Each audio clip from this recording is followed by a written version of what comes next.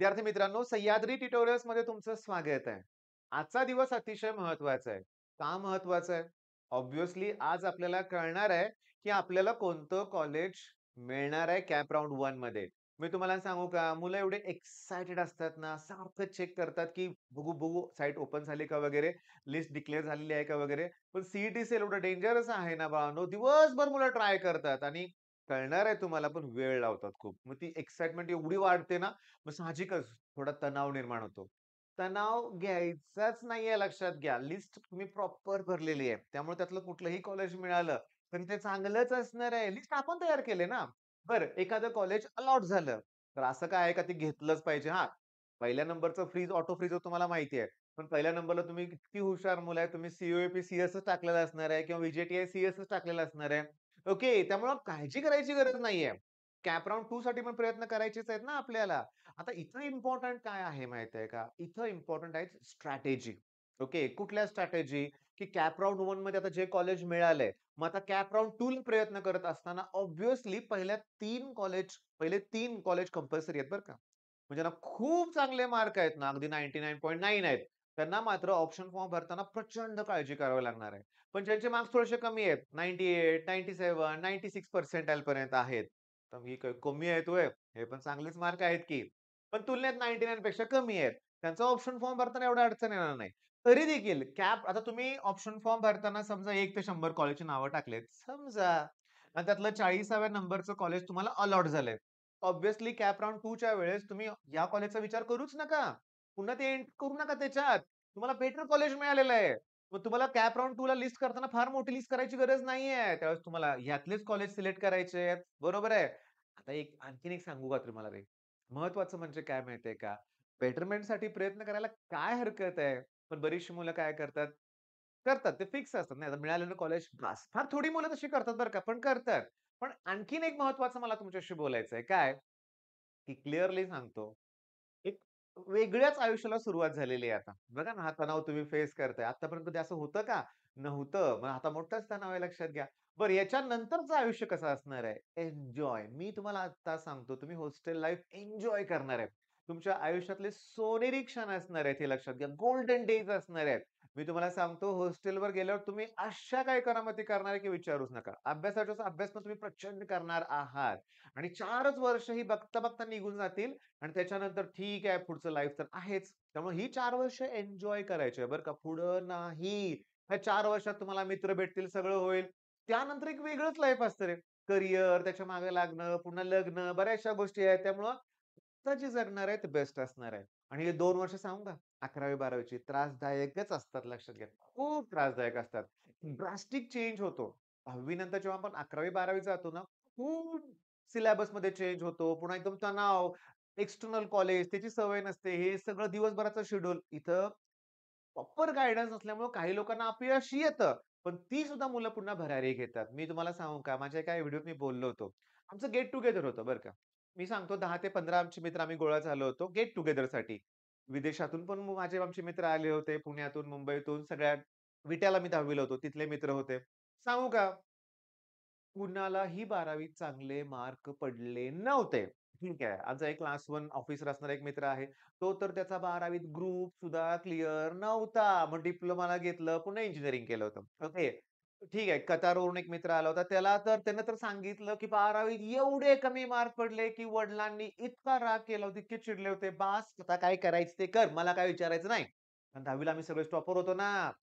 मुद्दा काय आहे, की आयुष्यात तुम्हाला बऱ्याचशा गोष्टी इथून पुढे शिकायच्या आहेत. हॉस्टेल लाईफ बरीचशी मुलं पहिल्यांदा अनुभवणार आहेत. मग बाहेर कसं वागायचं, काय आपल्या वस्तू कशा सांभाळायच्या याच्या गोष्टी कळणार आहेत तुम्हाला. मग ही भीती कशाला वाटली पाहिजे? बिलकुल घाबरू नका. बघूया ना कोणतं कॉलेज मिळतंय ते. त्यानुसार स्ट्रॅटेजी डिसाईड करूया ना आपण काय होतंय ते. येतंय लक्षात? बरं हे करत असताना मला काय सांगायचंय बघा, नीट लक्ष द्या. शांतपणे लक्षात घ्या. अशी काही मुलं आहेत, की ज्यांना कॉलेज अलॉट झालंच नाही. होय, आहेत, असणार आहेत, की ऑप्शन फॉर्म भरताना चूक झालेली आहे. त्यामुळे कुठलं कॉलेज मिळालंच नाही. बिलकुल तणाव घेऊ नका. बिलकुल तणाव घेऊ नका. बरं का, बिलकुल तणाव घेऊ नका. कॅप राउंड 2, 3, 4 ला तुम्हाला मिळून जाईल. ओके. बरं, अशी काही मुलं आहेत बघा मी तुम्हाला सांगतो. यांची कास्ट कुठलीही असेल म्हणजे एस-सी असेल, एस-टी असेल, ओ-बी-सी असेल किंवा कुठलीही कास्ट असेल लक्षात घ्या. पण यांना कदाचित सीट अलॉट होताना ओपन मधून होईल बरं का बाळांनो. हे दरवर्षी मला हे प्रॉब्लेम फेस करावा लागतो मुलांकडून. काय? की "सर मी तर कास्टमधून आहे. मला तर ओपनची जागा मिळाली." अरे बापरे! मग फी भरावी लागेल का? नाही. हे ॲक्चुअली ही जी मेथड आहे ना, मी तुम्हाला सांगतो. मेरिटनुसारच होतंय. आता एस-सी कास्टमधला मुलगा जर 99.999% पर्सेंटाइल्स असेल, तर त्याला ओपनमधली जागा मिळणार आहे. कास्टचं सगळं रिझर्व्हेशन त्याला मिळणारं आहे. म्हणजे तुमच्या डोक्यात आलं का? म्हणजे प्रॉब्लेम काय होतोय? हा प्रॉब्लेम सध्या मी 11th मध्ये फेस करतोय. 11th ॲडमिशनला 11वी ॲडमिशनसाठी. सेम तुमच्यासारखीच प्रोसेस आहे.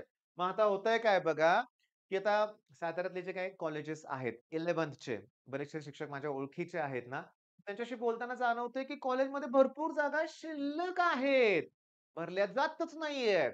म्हणजे काय बघा, की समजा एस-टी कास्ट असेल, कॅन्डिडेट खूप कमी असतात. त्यात एस-टीमध्ये लेडीजला सीट रिझर्व्ह आहे. मग ती भरलीच जात नाही. मग ती पुन्हा ओपनला दिली जाते का? नाही. ओपनची सीट कास्टवाल्यांना दिली जाईल, पण कास्टची सीट ओपनला लगेच ओपन होत नाहीये. ॲक्चुअली ना, त्याच्यामुळे बेटरमेंटसाठी ट्राय करत राहायचंच आहे आपल्याला. इन्स्टिट्यूशन लेव्हलच्या राउंडला सुद्धा प्रयत्न करायचा आहे. मी तुम्हाला क्लिअरली सांगतो, माझी मोठी चूक होती. मी कॅप राउंड 1ला मला मिळालं नाही. आमच्या वेळेस ऑफलाईन असायचं सगळं आणि आम्हाला 2, 3, 4 राउंड असतात माहितीच नव्हतं. खूप माझं नुकसान झालं होतं. YouTubeमुळे तुमचं नुकसान होणार नाही. तुम्ही आता माझा व्हिडिओ बघताय ना, तुम्हाला वेळ आहे. मग तुम्ही बाकीचे चॅनल पण फॉलो करा. प्रॉपर इन्फॉर्मेशन घ्या. स्ट्रॅटेजी कशी ठेवली पाहिजे याचा विचार करा आणि कॅप राउंड 2 ची स्ट्रॅटेजी परफेक्ट बनवा. ओके. आणि हो, 2 ते 3 दिवसातच सगळे प्रोसेस करायचे आहेत. मग ते ₹1000 भरून काय करायचंय पुढं? तुमच्या काउन्सिलरला विचारा आणि काउन्सिलिंग घेतलं नसेल, तर नक्की काउन्सिलिंग घ्या. मी तुम्हाला सांगतो, मी नेहमी सांगतो लक्षात घ्या. टेक एस्पायर नावाचं माझ्या एका स्टुडंटचं चॅनल आहे. पी-आय-सी-टीतून पास आउट आहे तो. ओके. आणि तो काउन्सिलिंग प्रोव्हाईड करतोय. ओके. त्याच्यानंतर तुम्हाला सांगायची गरजच नाहीये. यश आराधे आणि समीर शेख यांना तुम्ही फॉलो करतायच लक्षात घ्या. हा दादा तुमचा नवीन आहे थोडासा, पण प्रॉपर गाईडन्सला ही लोकं आहेत. यांचे चॅनल फॉलो करा. ह्यांच्या चॅनलवर जे व्हिडिओ अपलोड होतायत ते बघा. सी सेलच्या वेबसाईटवर जावा. तिथं त्यांचं ते पोर्टल आहे. तिथं शोधा. काय कंडिशन्स, काय रूल्स क्लिअरली त्यात मी मेन्शन केलेलं बघितलंय, की 3 वाजेपर्यंतच त्या इन्स्टिट्यूटवर जाण्यासाठी वेळ आहे. डेडलाईन 3 वाजताचीच आहे. तुम्ही 3 नंतर उशिरा पोहोचून काय उपयोग आहे कॉलेजवर? अशा पण काही गोष्टी आहेत. मग तुम्ही यात काहीही चूक करू नका. ओके. आणि सगळ्यात इम्पोर्टंट मी तुम्हाला बोललो की नाही मगाशी, एन्जॉय करायचंय लाईफ. हां, एन्जॉयच करायचंय. अरे, येडी मुलं आहेत लक्षात घ्या. क्लिअरली येडी आहेत. मी तुम्हाला सांगू का? समीर शेखनं ना गेट टुगेदर अरेंज केलं होतं पुण्यात. Get together. ओके. मुलं आली होती, भरपूर मुलं आली होती लक्षात घ्या आणि मी तिथं होतो. मी त्या मुलांचे चेहरे बघितले बरं का. एवढा तणाव घेतला होता ना मुलांनी आणि त्या मुलांचा प्रश्न होता प्लेसमेंटशी रिलेटेड. तू कुठल्या कॉलेजला मला हे कॉलेज मिळालं, मग तिथं प्लेसमेंट आहे का चांगली? होईल का? मस्त चेहरे रे. काही उपयोग नाहीये या गोष्टीचा लक्षात घ्या. मी तुम्हाला सांगतो 4 वर्षांनी काय होईल तुम्ही सांगू शकत नाही, मी पण सांगू शकत नाही. तुमचं करियर तुम्हाला कुठं नेईल तुम्ही सांगू शकत नाही, मी सांगू शकत नाही. ओके.